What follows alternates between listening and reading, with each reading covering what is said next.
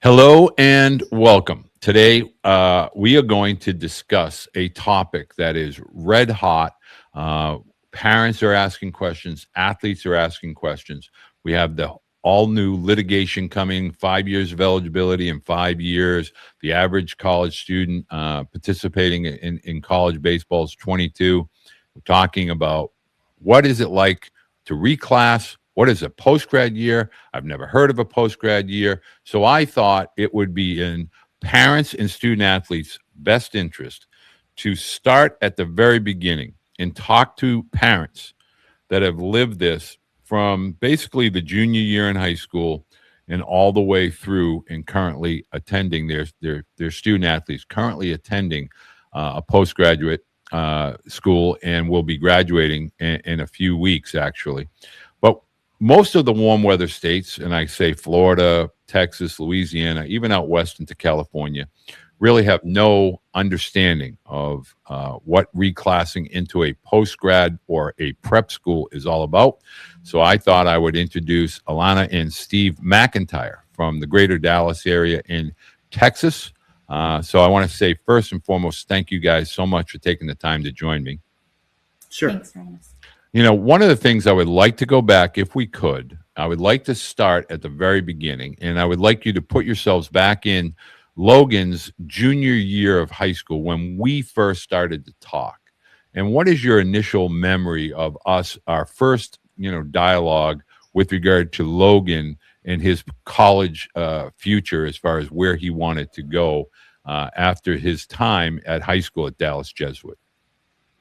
Yeah, I kind of remember junior year, all of a sudden it felt like the clock was maybe kind of running out pretty quickly. Logan had been playing basketball kind of year-round, baseball year-round. He was a catcher that kind of had dabbled in pitching and was getting bigger and bigger, and kind of maybe pitching made more sense. But kind of as we were getting to the end of that junior year, there was some JUCO interest, but there wasn't a whole lot of interest. And so we kind of, I think I saw one of your podcasts and heard you talk about different things and just reached out and said, hey, can we send you some video? Do you think, what would be Logan's options? One of the kind of the really memorable parts of that discussion was trying to get Logan to kind of understand maybe you're a catcher, maybe you're a first baseman. Oh, by the way, maybe you're a pitcher. And then when we mentioned the buzzword post-grad, if you can remember, Alana, when you heard me say that, what was your initial reaction to another year of high school? What was your initial thought, if you can remember? Well, first of all, we'd never really heard of it. I mean, it was just something that we'd never discussed, never even really, it's not really an option here. And so when we understood a little more about what it was, another year of high school did not sound appealing to us or to him. Yeah, I didn't want to pay for another year of high school. We're already paying for school. But yeah, I mean, just making it through high school, yay. And then one more year. I mean, he was not excited about it. We weren't excited about it. I think pretty much right away you said, no, Walter, that's a crazy idea. We have no interest was the original response. Right. And I think, if I remember correctly, when we first had that initial dialogue and we were talking about, and we were trying to clear the hurdle of that it wasn't a repetitive year of high school. It was something above and beyond.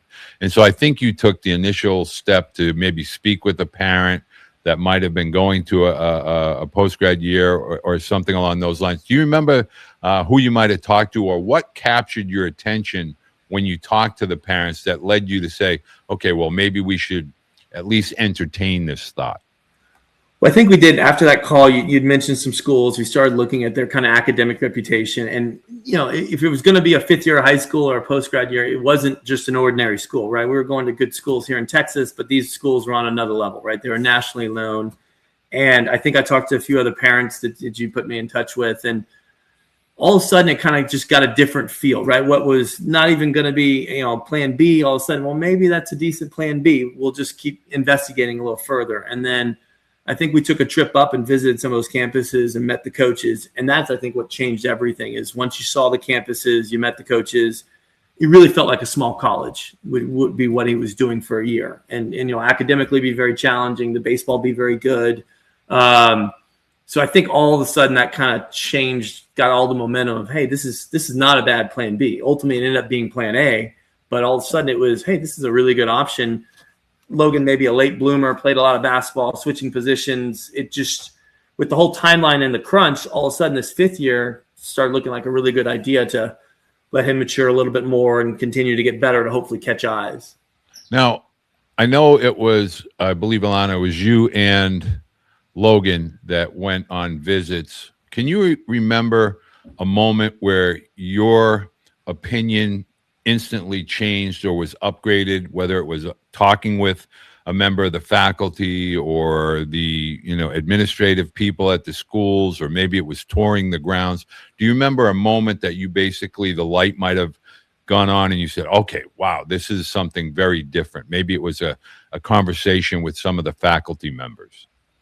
Absolutely. I mean, I think when we went up there, like Stephen was saying, we weren't really considering it at first, and then you get there and it's beautiful. I mean, these are mini colleges that, I mean, the grounds, the facilities, everything is just world class. And we were so blown away, and then kind of became a little intimidated, I would say. Like, all of a sudden, this wasn't something we wanted to do, and then it was something we really wanted to do. And then, could we even, be a part of something like this? And so I remember we had to go in and we spoke to, in the admissions department, some of the people that were evaluating us and our family. We had to be interviewed.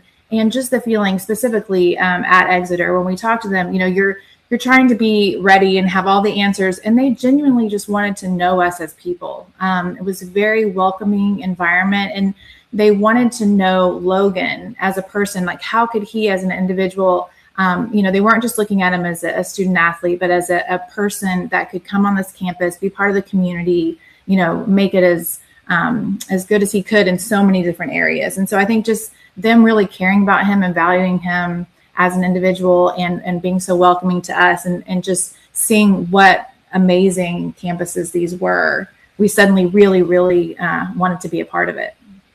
So one of the things that I try to explain to parents is this is a really highly selective process. Did you feel that as you were visiting the various schools, as far as this wasn't just, okay, you can come in and we're going to take, this was a really, what I call super selective process, because they have to be, it's a global faculty, it's a global student body.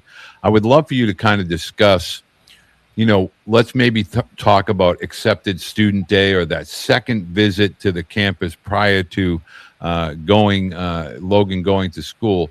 When did you become aware of, wow, was it March 10th? Was it D-Day when you got the emails? Or at what point did you figure out, well, this is really a hard, this is an opportunity that's really for an elite academic and elite athletic student, not just a baseball player?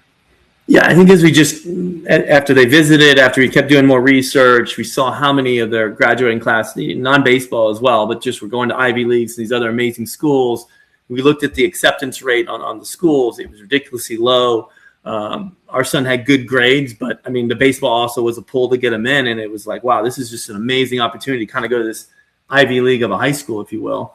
And to do all this was just an amazing opportunity. And so that, again, we went from saying no way to keeping our fingers crossed as the day came in March. Could Logan go to one of these places? Because we really thought it would put him on a great path, not just baseball wise, but for life. Again, for life, academically, whatever business he pursues.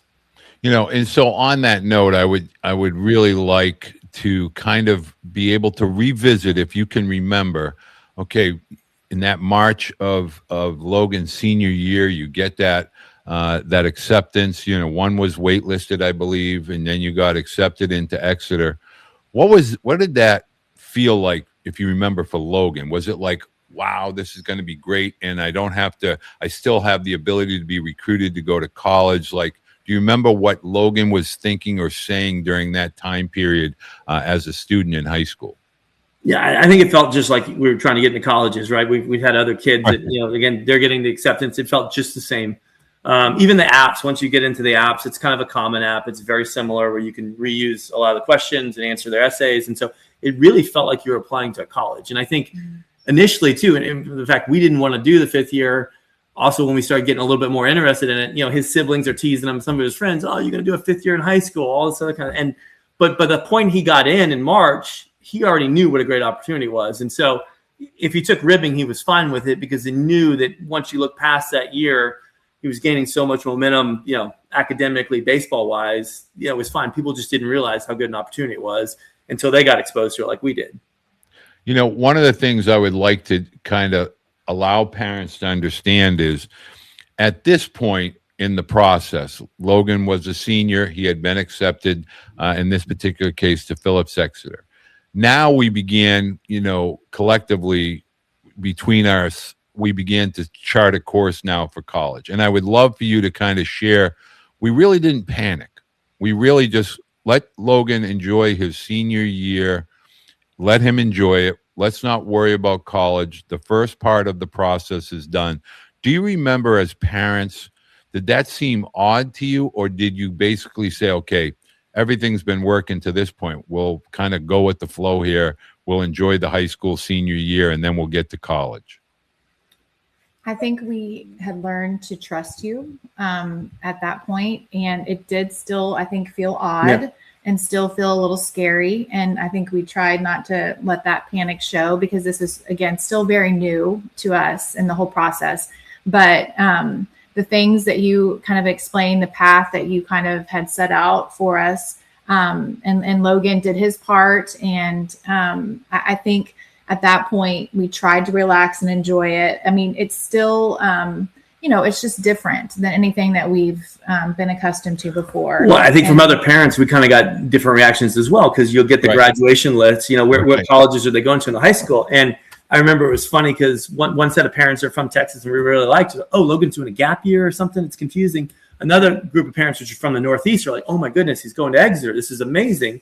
So you get kind of the 180, and at some point, Logan would say, I just stopped kind of explaining to people, it's just, he would not explain. Yeah. It's just, I'm going to the Northeast. It was just hard to kind of explain. But once we knew, and anyone that kind of was already and knew about Exeter and Andover, it's like, hey, this is an amazing opportunity. It's very exciting. Yeah. And then the way everything was shifting and, everything getting crammed down, colleges were older, effectively it was a way to mature and get another year and not burning any eligibility. All this stuff just started clicking, and it made sense to us and made sense to Logan. But I still think there's a huge chunk, especially in Texas and probably in the South, that have no idea about it. Well, I would like to then, Logan ultimately has a really successful senior year, both at the plate as well as on the mound. And then we kind of took a couple weeks off, did some, focus on rest, replenish, recover, did some strength work, preparing. And then we did one event. Now, when I say this to parents, it catches them off guard. Well, what did he? Does he play in the summer? Where's he going to play in the summer? What travel team is he going to put? Whoa, we're not going to do that. And so when I tell the Logan McIntyre story, it's impossible to tell without the event that ended up being a Showball event in, Tufts University in Medford, Massachusetts. So at that point, what schools prior to Logan and you taking the flight up to Texas, at what point, at that point, was there any college interest in Logan of any significance or consequence prior to the Showball event? Really, only JUCOs had offered, and nothing else with the D1 had generated a full offer. Okay, and post Showball, what happened? Yeah, but so you guys had kind of laid out a plan where he needed to gain weight over the next 18 months, and that was a big part of it. And he was going to two-way, but also really start focusing on pitching. And, he just kind of worked his tail off on that front. And I think when he quit, so he stopped doing basketball. You didn't tell him to stop, but he said, hey, I need to just focus on baseball my senior year. I need to put on weight. It's really hard to do with basketball. I think he was 175 pounds when that happened. Right. So that is the key point, digressing quickly, is so I want parents to understand there's no crystal ball. But one of the things that we have to, where I keep stressing about an evaluation, I think the McIntyres as a family can attest to, the one thing that I always try to do is give the student athlete what he needs to hear when he needs to hear it. I don't think I don't need to be a cheerleader. And I always thought, well, Logan, you're a good hitter, but you want to play at Division I and you want to play at a level possibly beyond college.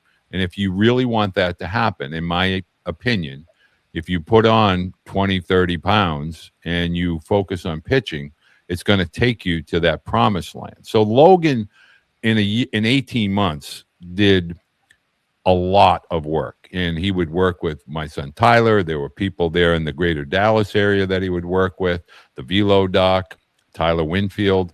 And those pieces to the puzzle ultimately led Logan to being this, polished product and student athlete and prospect. And he got to this Showball event and participated, and all the eyeballs were in the big tall guy from Texas. And then after Logan participated in that event, safe to say, the dam broke, and a lot of things changed. Yeah, when we were leaving, it was cool because he'd never really had tremendous interest at all. But kind of right after he pitched, early on a Sunday morning, had a bunch of coaches coming up to him. He had people calling him when we were heading back to the airport, asked him to come back up and visit as soon as he could. And so he went from really no interest besides some JUCOs here in Texas to a lot of D3 interest, and then all of a sudden a lot of the academic D1 interest. And that was really kind of when the light bulb just went off. And this 18-month plan I think you had laid out in terms of post-grad, adding weight, doing all this work on pitching, all of a sudden that was the payoff. And I always try to get parents to understand it's great to want to be recruited, but I can vividly remember saying to Logan the week prior to Showball, be careful what you wish for, because you're going to go from no dance partners to like 10 to 20 dance partners, but you can only take one girl to the dance. And it got a little overwhelming. But my main point of this is NYU Business School. Like, if you just talk about some of the schools that you and Logan visited, the Lafayette's, the Lehighs, the Penn, UPenn, Dartmouth. I mean, there were a lot of schools, and ultimately Logan chose Holy Cross. My main point of that is this was before you ever stepped on the Exeter campus. Could you explain that? So it wasn't like Logan was going into Exeter blind and nobody knew who Logan was, and he was just going to be waiting until the senior spring at Exeter. He kind of had an idea of where he was going to be attending college prior to his first day at Exeter.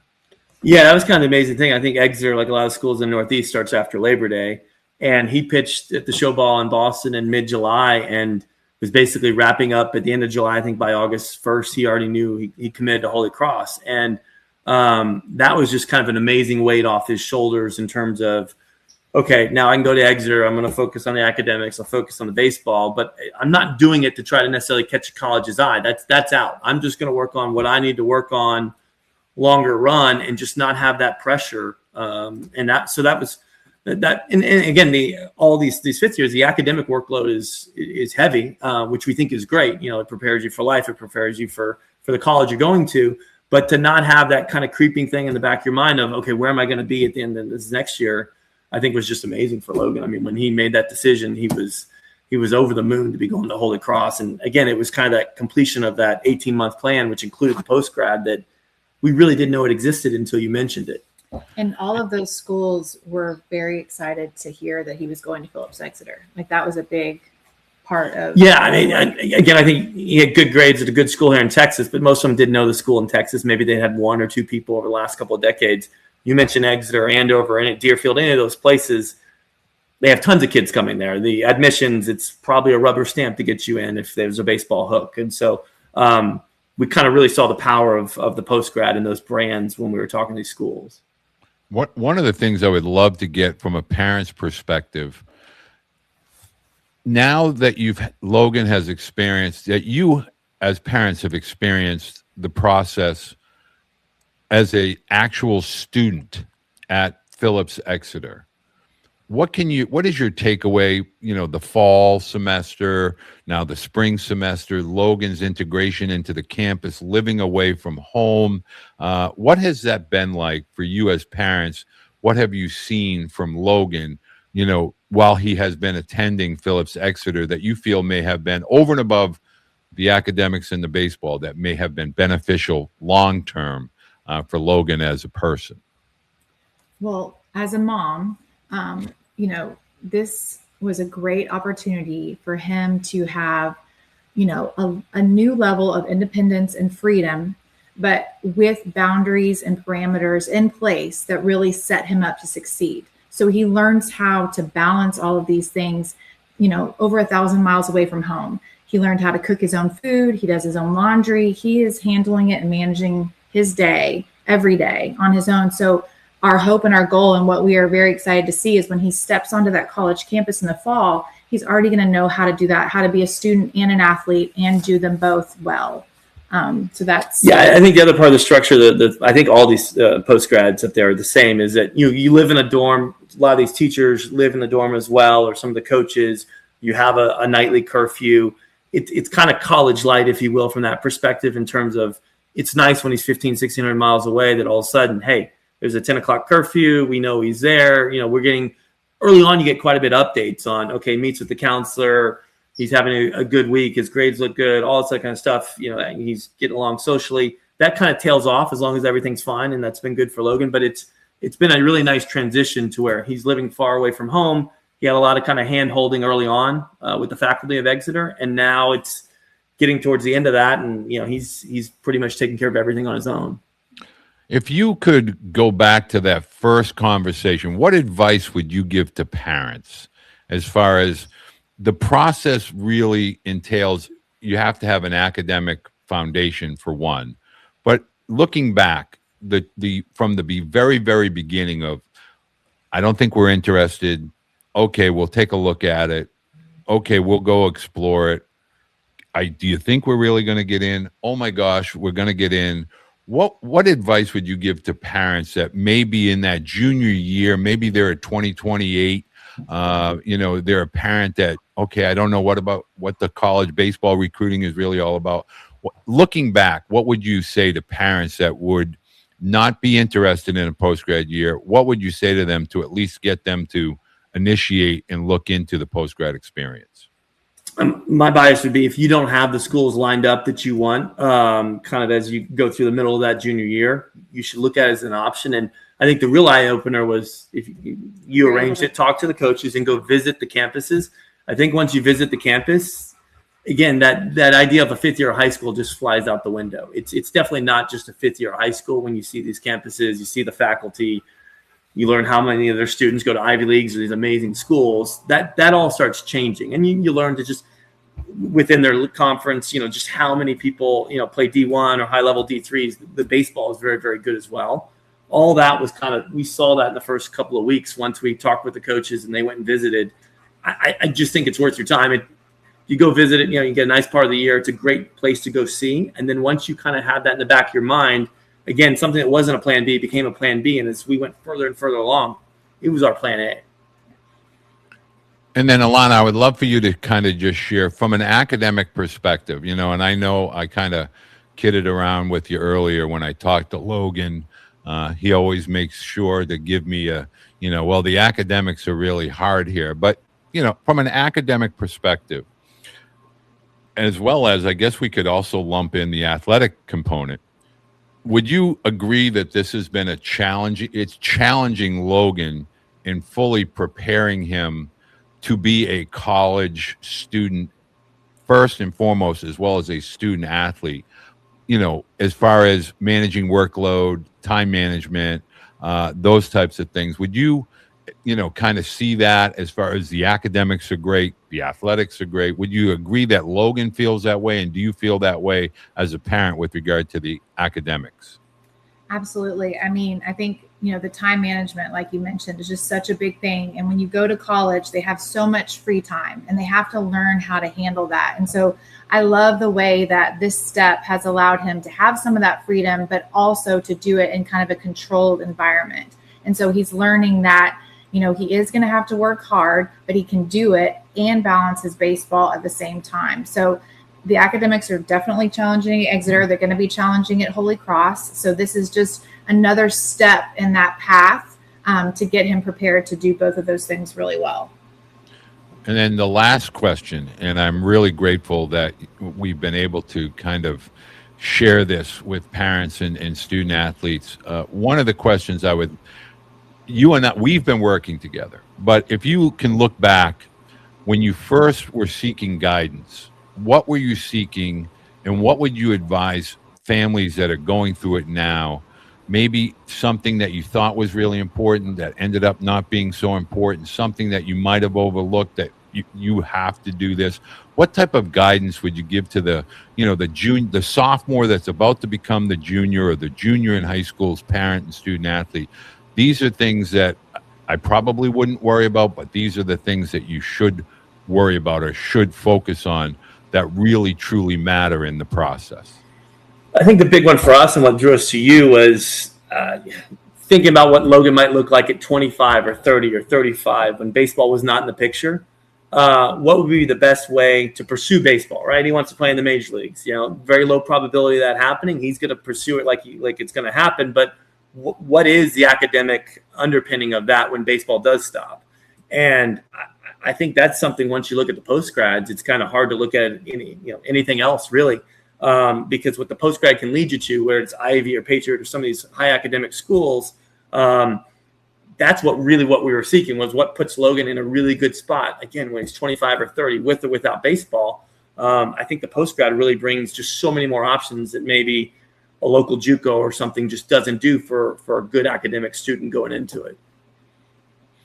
And Alana, from a mom's perspective, is there anything that you can remember thinking about or worrying about, or you can remember Logan kind of stressing about, that you would say, you know what, it wasn't worth stressing anything over. Make sure you do these things, or anything that you could share from a mother's perspective with regard to the stress of the recruiting process or the academic selection process? I think a couple of things. I think not worrying so much about perception or about what people think about the choices that you're going to make. I mean, Logan is very determined in this goal that he has. And so I guess as the world of baseball has changed and shifted, we're having to be a little creative in how to get him on the best possible path to getting there. And so I think just kind of, with this post-grad year, we didn't know what it was, researched it, went to see, ended up being, I think, the best thing that he could have done. And just not being so worried about, kind of maybe if people didn't know about it or hear about it, just doing what's best for your child. I think also, being so far away, I was very nervous about that. Also, the Northeast, a little bit colder than Texas. We hear about that quite a bit. And I think just learning that he could handle it, that he's getting stronger. He's learning how to deal with it. I think it's like the coldest winter you guys have had there in 3 decades. He survived that. Yep. He can do anything. So I think just kind of having some faith in that he can do hard things. I think the perceptions, the D1 versus D3 in the process, I mean, found some amazing D3s. He ended up doing a D1, but some of those D3s would have been just as good a path. And playing amazing baseball and give you a ton of opportunities, both academically and baseball-wise. And so that was the other thing that, again, in Texas, you don't see as many D3s. That was another thing that kind of opened our eyes. Well, I want to let parents know, in this particular case, as it pertains specifically to Logan McIntyre, baseball could have leveraged itself into an NYU business school opportunity. Now, NYU's facilities, amenities, one could make an argument that they're, if not the best, one of the best business schools in the world. And Logan had that opportunity via the fact of A, Exeter, and B, his baseball abilities. And I always try to get parents to understand there are academic and athletic schools that many of us have never heard of.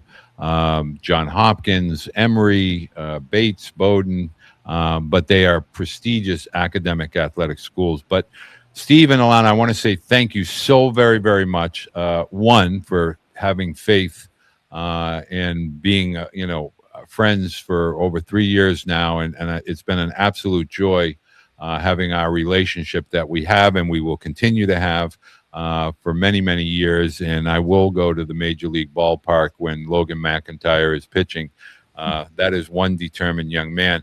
I want to say thank you. And parents, if you have questions, I want you to submit them, comment on the video. I will forward them to Steve and Alana, and I will ask them the questions and then share their responses with you. But guys, thank you so much. Congratulations on all of the success that you have had as a family. I know for a fact that Logan's future is extremely bright based on his spring in the frozen tundra of Exeter, New Hampshire, and all the scouts that are going to watch him play. But thank you so much for taking the time to join me today. Thank you. Thanks again for everything.